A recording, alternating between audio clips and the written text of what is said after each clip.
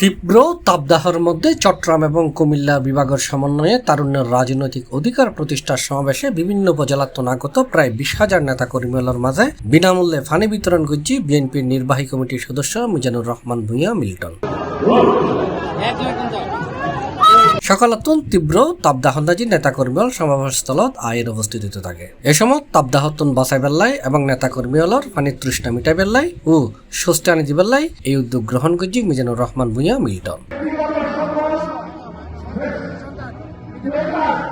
এ সময় বিভিন্ন উপজেলার আগত নেতাকর্মীরা বিনামূল্যে পানি বিতরণ কর্মসূচির স্বাগত জানায়। এ সময় উপস্থিত আছেন সন্দ্বীপ উপজেলা বিএনপির যুগ্ম আহ্বায়ক ইঞ্জিনিয়ার নাসিরুল কবির মনির তালুকদার, পৌর বিএনপির যুগ্ম আহ্বায়ক মোহাম্মদ মাইনুদ্দিন, সাবেক ছাত্রনেতা আবু সায়েম, সাবেক ছাত্রনেতা মিজানুর রহমান, শ্রমিক নেতা কামরুজ্জামান, ডালিম, তানবীর ফারুক, তারিম সহ আরো অনেকেই।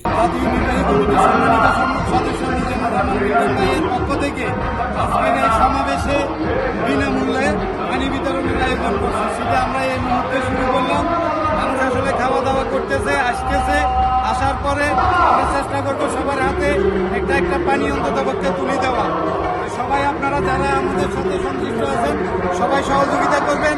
এই পানিটা যেন আমাদের বিএনপি, ছাত্রদল, যুবদল, স্বেচ্ছাসেবক দল যারা এই অনুষ্ঠানে আসছেন তাদের হাতে আমরা তুলে দিতে পারি।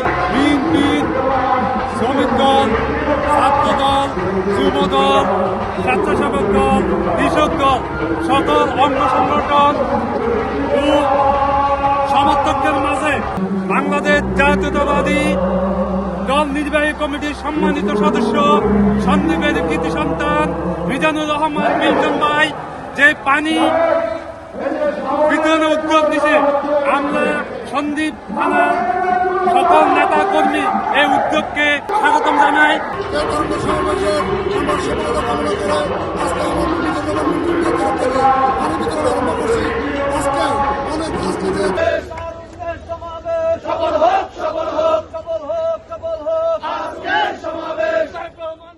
C+ TV, Chittagong.